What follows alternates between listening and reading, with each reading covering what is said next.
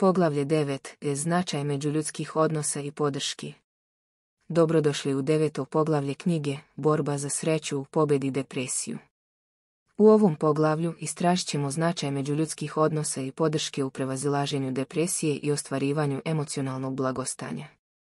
Naše veze sa drugim ljudima imaju dubok utjecaj na našu psihu i kvalitet života, stoga je važno negovati zdrave odnose i tražiti podršku kada nam je potrebna. Međuljudski odnosi su osnova naše emocionalne dobrobiti. Kvalitetni odnosi sa porodicom, prijateljima i partnerom pružaju nam osjećaj povezanosti i sigurnosti. Redovna komunikacija, podrška i razumevanje u odnosima pomažu nam da se nosimo sa stresom i teškoćama koje život donosi. Važno je da budemo otvoreni i iskreni u komunikaciji sa bliskim osobama. Deljenje svojih emocija i briga sa drugima može biti terapeutsko iskustvo koje nas oslobađa tereta. Osim toga, slušanje i razumevanje tuđih osjećanja također je ključno za izgradnju bliskih i podržavajućih veza. Nemojte se plašiti tražiti pomoć i podršku kada vam je potrebna. Ponekad, suočavanje sa depresijom i drugim izazovima može biti preteško samostalno. Okružite se ljudima koji vas podržavaju i razumiju i budite spremni da prihvatite njihovu pomoć kada vam je potrebna. Također, budite pažljivi u odabiru društva u kojem se nalazite. Okruživanje sebe negativnim i toksičnim ljudima može negativno utjecati na vaše emocionalno stanje. Umjesto toga, potrudite se da se okružite pozitivnim i podržavajućim ljudima koji vas inspirišu i postiču na rast. Pored toga, pronalaženje zajednice u kojoj se osjećate povezano i prihvaćeno također je od izuzetne važnosti. Možete se pridružiti različitim grupama i organizacijama koje podržavaju vaše interese i vrijednosti. Osjećaj pripadanja nekoj zajednici donosi osjećaj smisla i svrhe. Uz to, nemojte zaboraviti na važnost samopomoći i samopouzdanja u međuljudskim odnosima. Radite na razvijanju svojih veština komunikacije, empatije i rješavanja konflikata. Ovo će vam pomoći da izgradite zdrave i ispunjavajuće odnose sa drugima. U prevazilaženju depresije, podrška profesionalaca može biti od izuzetne važnosti. Terapija može pružiti siguran prostor za izražavanje emocija i rad na ličnom razvoju. Nemojte se ustručavati da potražite pomoć psihologa ili terapeuta ako osjećate da vam je potrebna dodatna podrška u suočavanju sa depresijom. Kroz negovanje zdravih međuljudskih odnosa i traženje podrške možete izgraditi snažnu mrežu podrške koja će vam pomoći u prevazilaženju depresije i izgradnji emocionalne otpornosti. Zapamtite, povezanost sa drugima je ključna za našu ljudskost i osjećaj pripadanja.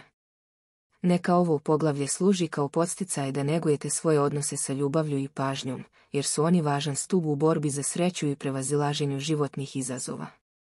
Poglavlje 10. Značaj pronalaženja smisla u patnji. Dobrodošli u 10. poglavlje knjige Borba za sreću u pobedi depresiju.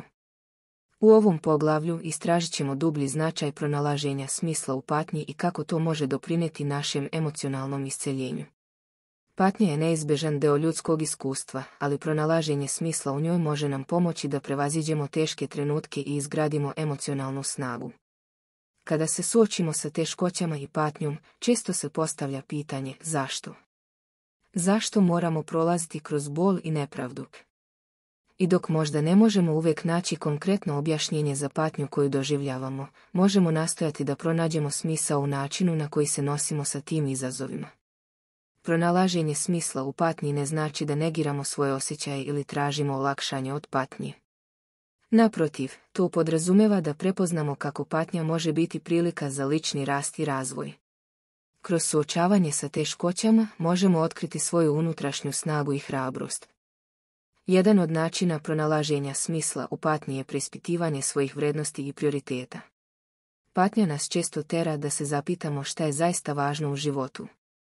To nas može usmjeriti ka dubljem razumevanju naših životnih ciljeva i kako da živimo u skladu sa svojim istinskim vrijednostima. Pronalaženje smisla također može biti povezano sa pružanjem značaja našim iskustvima. Umjesto da gledamo na patnju kao na gubitak i nepravdu, možemo je posmatrati kao deo našeg puta u životu. Kroz patnju učimo važne životne lekcije i postajemo mudriji i sazreliji. Važno je također imati realistična očekivanja u vezi sa patnjom. Život neće uvijek biti lak i bezbrižan, ali to ne znači da ne možemo pronaći smisao i svrhu u teškim trenucima. Nekada je smisao u patnji upravo u njenom prebrođavanju i izgradnji otpornosti. Pronalaženje smisla u patnji također može nas povezati sa drugim ljudima. Kroz svoje lično iskustvo možemo razviti empatiju i suosjećanje prema drugima koji prolaze kroz slične izazove. Pomažući drugima u njihovoj patnji možemo osjetiti osjećaj ispunjenja i svrhe. Naravno, pronalaženje smisla u patnji nije jednostavan proces i može zahtevati vrijeme i introspekciju. Važno je dati sebi dozvolu da osjećamo svoje emocije i procesuiramo patnju na način koji nam odgovara. Postepeno, kroz traženje smisla, možemo izgraditi unutrašnju snagu koja će nam pomoći da se suočimo sa životnim izazovima. Neka ovo poglavlje služi kao podsticaj da se zapitate o smislu patnje koju ste doživjeli i kako to može oblikovati vaš lični razvoj. Pronalaženje smisla u patnji može nam doneti unutrašnji mir i emocionalnu ispunjenost.